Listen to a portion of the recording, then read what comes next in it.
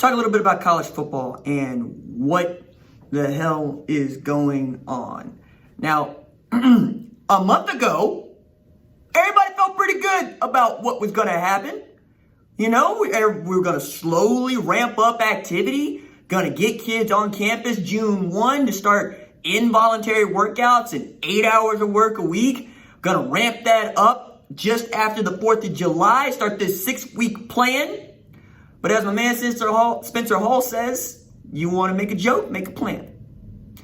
6-week plan that is going to basically ramp up to preseason camp in football on August 29th. Tentatively scheduled now. As it used to be ironclad, now it's tentatively scheduled. Why? For reasons you understand and know.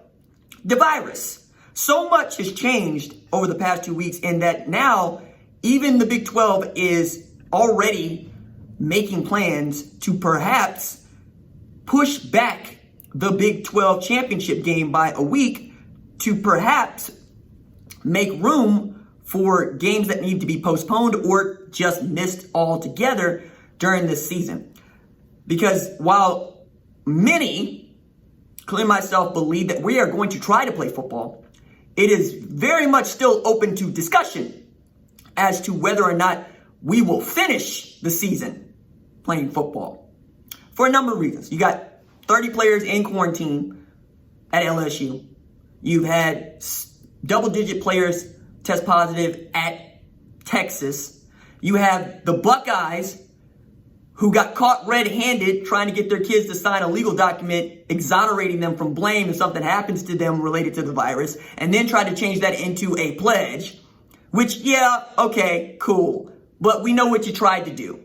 Because it's not the same as like Summer Pride when many of us are signing this non-binding legal document saying we're going to arrive at 6 a.m. in the morning, Monday through Friday before we go to our summer jobs. And then maybe we'll come back in the afternoon to perhaps go through some drills. Nah, it ain't that. It was an attempt to not be liable as you are using this unpaid labor to make millions of dollars. And that is the reason as to why I know we're going to try to play football, because there's just too much money riding on it. $43 million gets distributed to SEC schools annually. Okay, a little bit more than that gets distributed to Big Ten schools. They stand to make $962 million. It's like $1 billion from football played on television. And that's to say nothing of these economies local that really need the 6-7 home games a year. Tuscaloosa does tremendous business from August to December. Economy is built on Alabama football. Baton Rouge does tremendous business in Tigerland in particular because football carries Baton Rouge. Two university football teams in that town. Southern and LSU. Okay, you can go around the country. You can stop in Norman if you want to, where Bria Clark has gone on record saying, look, I need y'all to demonstrate that you can actually quarantine and that you will abide by these policies because I'm not going to be the mayor from Jaws. The thing about college football that I think is scary isn't what the kids are going to be subject to so much, though we don't know what long-term implications could come about from COVID-19 or contracting it. We don't know what it could do to lungs, so we certainly don't know what it could do to playing careers, and we don't know if the population that is perhaps most at risk, those that are asthmatic and otherwise, are actually going to be able to go out and play, let alone what the older adults who are the coaches and staff members and athletic directors are going to have to do to try to take care of themselves and be safe. I think the problem is going to arise with us because we have demonstrated we don't believe that fat meat is greasy. We don't believe that chocolate makes you fat. We're going to do what we want to do.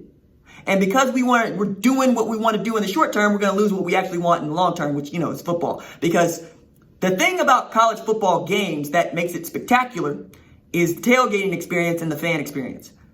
Yes, 80,000 people will pack into Owen Field.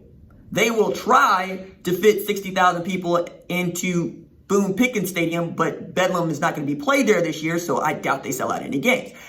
However, outside of those stadiums, you have thousands of people who just show up to party, who just show up like it's Lake of the Ozarks, who just show up like it's spring break, who set their entire schedules for the year around the 6 home games in Norman, the 6 home games in Stillwater, 6 home games in Austin, to say nothing of the Texas State Fair holding the Cotton Bowl.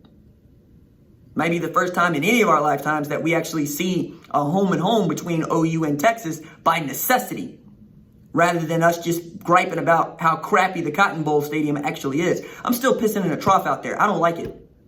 You can put some money into that thing. It's out there for Real Madrid and Barcelona for exhibition. It sucked. Every time you got to sit in the stands out there, it sucks. Why? Just hold it at Jerry World. It's fine. You still have the fair. Just hold it at Jerry World. And then we don't have to worry about actually wanting to fight each other. Because to this day, man, OU and Texas fans, put them in a room, somebody's going to get hurt. Probably a Texas fan. I'm not betting on the wealthy folks down there, man. I'm just not. Yeah, okay, cool. We'll go play football, and then we'll go beat you down.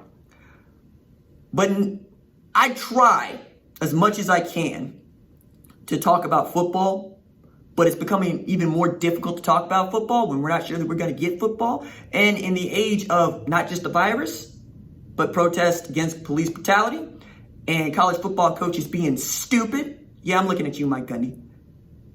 It's real difficult to be optimistic, and yet here we are trying. Why? Because we got to have the money flowing through the state, as Mike Gundy says. Because we have built a system in which if we are not consuming, we are, in fact, wilting. Economy is steadily going under, and it's just not a lot of fun.